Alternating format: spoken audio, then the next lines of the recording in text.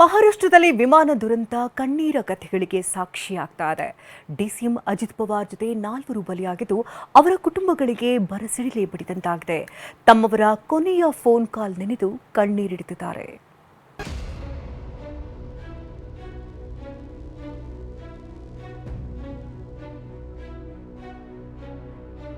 ಲಘು ವಿಮಾನ ಪತನದಲ್ಲಿ ಮಹಾರಾಷ್ಟ್ರ ಉಪಮುಖ್ಯಮಂತ್ರಿ ಅಜಿತ್ ಪವಾರ್ ಸೇರಿದಂತೆ 4 ಸಾವನ್ನಪ್ಪಿದ್ದಾರೆ. ವೈಯಕ್ತಿಕ ಭದ್ರತಾ ಅಧಿಕಾರಿ ವಿದ್ಯಾಪ್ ಜಾಧವ್, 2 ಪೈಲಟ್ಗಳು ಮತ್ತು ವಿಮಾನದ ಓರ್ವ ಮಹಿಳಾ ಸಿಬ್ಬಂದಿ ಬಲಿಯಾಗಿದ್ದಾರೆ. ಅಜಿತ್ ಪವಾರ್ ಅವರ ನಿಧನ ಮಹಾರಾಷ್ಟ್ರ ಸರ್ಕಾರಕ್ಕೆ ಬರ ಸಿಡಿಲಿನಂತಾಗಿದೆ.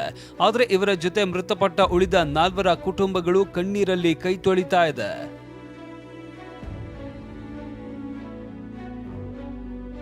ವಿಮಾನ ದುರಂತದಲ್ಲಿ ಕಾನ್ಸ್ಟೇಬಲ್ ಬಲಿ, ಕುಟುಂಬಕ್ಕೆ ಆಘಾತ.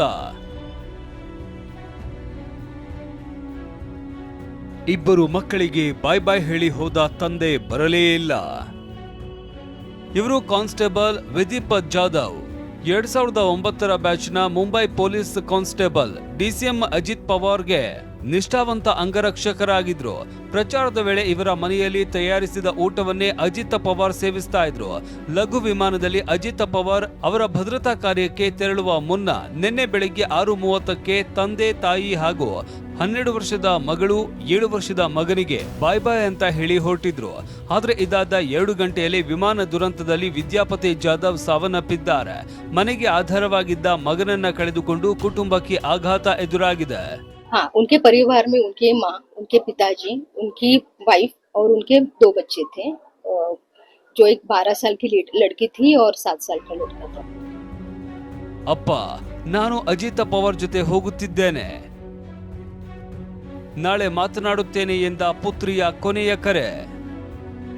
ಅಜಿತ್ ಪವಾರ್ ಜೊತೆ ವಿಮಾನ ಸೇವಕಿ ಮುಂಬೈನ ವರ್ಲಿ ನಿವಾಸಿ ಪಿಂಕಿ ಮಾಲಿ ಅನ್ನೂರು ತೆರಳುತ್ತಾ ಇದ್ರು. ನಿನ್ನೆ ಬೆಳಿಗ್ಗೆ ಈಕೆಯ ತಂದೆ ಫೋನ್ ಕರೆ ಮಾಡಿದ್ರು.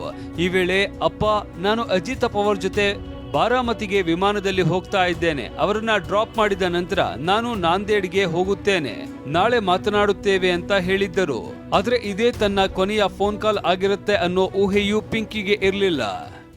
कि मैं कल सुबह अजीत दादा पवार के साथ पप्पा मैं बारामती जाने वाली हूँ. बारामती में उनको ड्रॉप करके फिर मैं नांदेड़ चली जाऊंगी. होटल में पहुंच के मैं आपसे बात करूंगी. ಇನ್ನು ಪುತ್ರಿ ಪಿಂಕಿಯ ದುರಂತ ಸಾವನ್ನ ನೆನೆದು ತಂದೆ ಶಿವಕುಮಾರ್ ಕುಸಿದು ಹೋಗಿದ್ದಾರೆ. ನನ್ನ ಮಗಳು ಇನ್ನೆಂದಿಗೂ ನನ್ನೊಂದಿಗೆ ಮಾತನಾಡುವುದಿಲ್ಲ. ಕೊನೆಯ ಪಕ್ಷ ನನ್ನ ಮಗಳ ಅಂತ್ಯಕ್ರಿಯೆಯನ್ನ ಗೌರವದಿಂದ ಮಾಡೋದಕ್ಕೆ ಅವಳ ದೇಹವೂ ಬೇಕು ಅಂತ ಕಣ್ಣೀರು ಹಾಕಿದ್ದಾರೆ. ಯುವ ಪೈಲಟ್ ಕ್ಯಾಪ್ಟನ್ ಶಾಂಭವಿ ಅಜ್ಜಿಗೆ ಕೊನೆಯ ಸಂದೇಶ. ಗುಡ್ ಮಾರ್ನಿಂಗ್ ದದ್ದ ಎಂದವಳು ಕೆಲವೇ ಹೊತ್ತಿನಲ್ಲಿ ದಹನ.